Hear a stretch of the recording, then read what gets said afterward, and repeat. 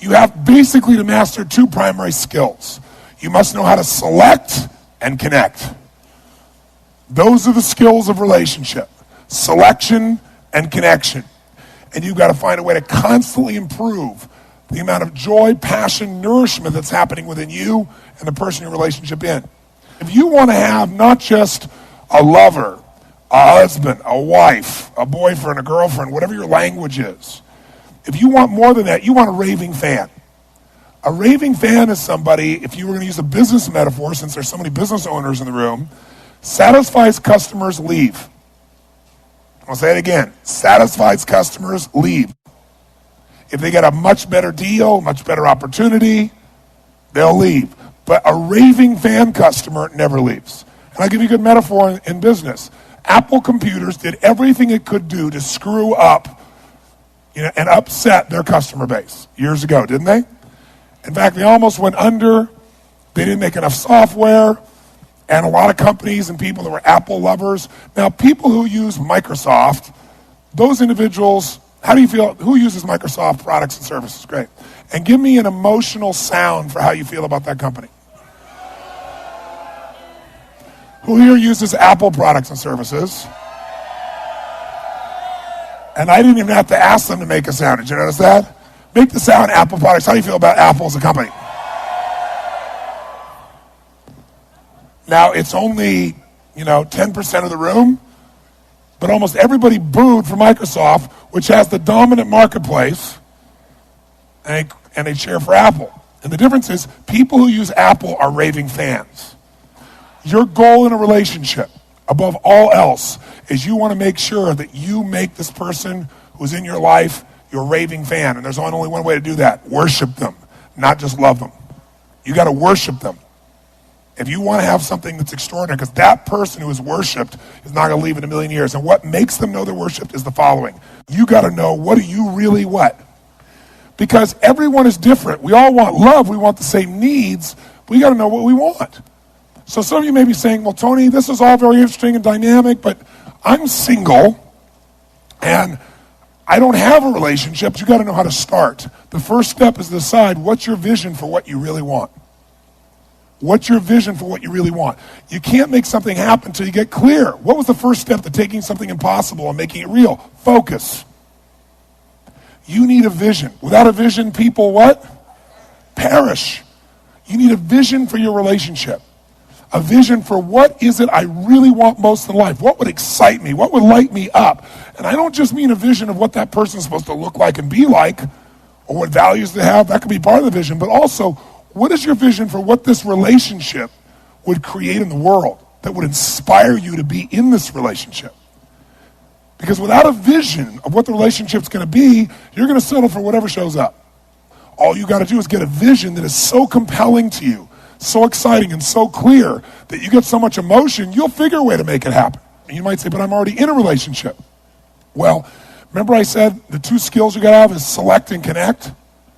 The first and most important selection you're going to make in your life, well, I'll tell you this first. 95% of the happiness you're going to have in life is going to come from who you select as your partner. So we're going to get absolutely clear about what is it you really want, because it's impossible to get there otherwise. I'll tell you what helped me, and this will be if you're brand new and you're single.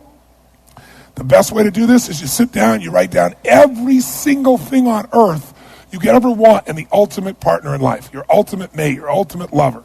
Mental, emotional, physical, spiritual, the way you guys would pitch and catch, what you would do together, how you'd share. But every detail, a level of specificity that normally you would think is insane.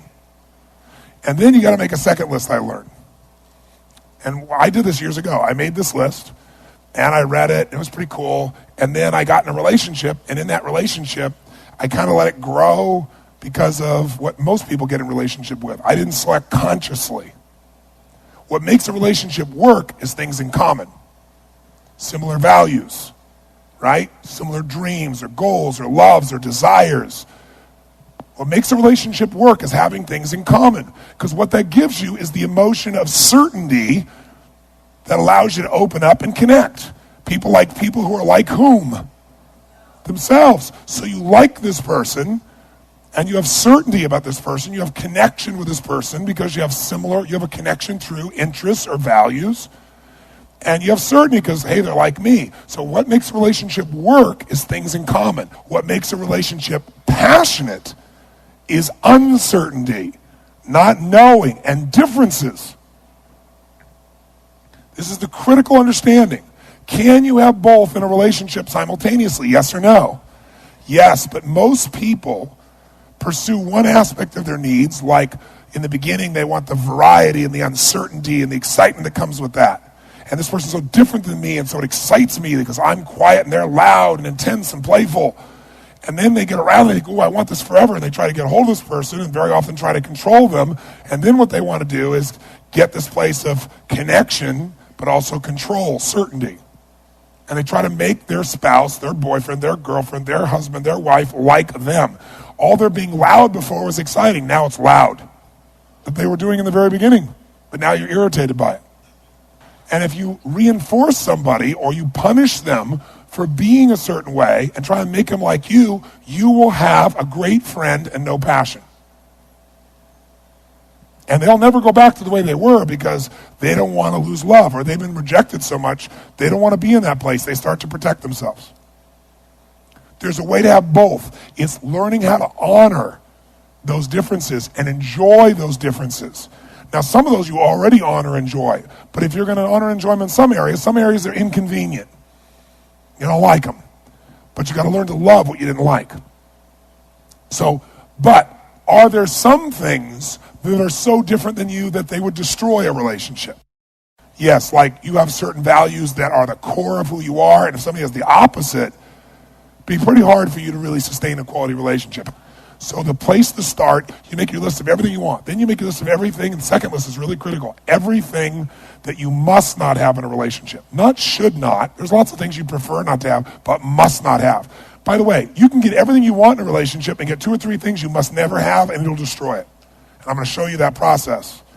Because even if you're not in a relationship, how many would like to have a way to evaluate whether or not this is the right relationship or not for me? And it saved my life to have the ability to do that. But I'll tell you the first thing I did, I thought everything in my life that I've ever created, I went back and did what I asked you to do. What did I create that was impossible? How did I do that? I began to think about it. I always started by focusing on what I wanted, not where I was. Isn't that true? Only focus on what you want to create. So I said, okay, what am I committed as a soul to have in a relationship with a woman? What do I want in that relationship? And then what can I not have? I made these lists, and I wrote it for about 9 or 10 pages. Maybe by the time I was done with a mix-up list, I might end up with 12. But I'm talking about details, ridiculous details. And then, interestingly, as I read that, I knew what I had to do because I could look at that list, and I did one more thing. I wrote what I must have in a relationship, mental, emotional, physical, spiritual, everything. What I must not have in a relationship with a woman. And then my third one was, what kind of man would I have to be to attract that quality of woman? Instead of saying, how come I don't have this person? Because if you focus on the outside, it'll always be screwed up because you'll always blame somebody else. So I went, okay, clarity first. What do I need? What am I committed to? What do I want? And clarity, what must I be for that type of person to be in my life? How many follow these steps?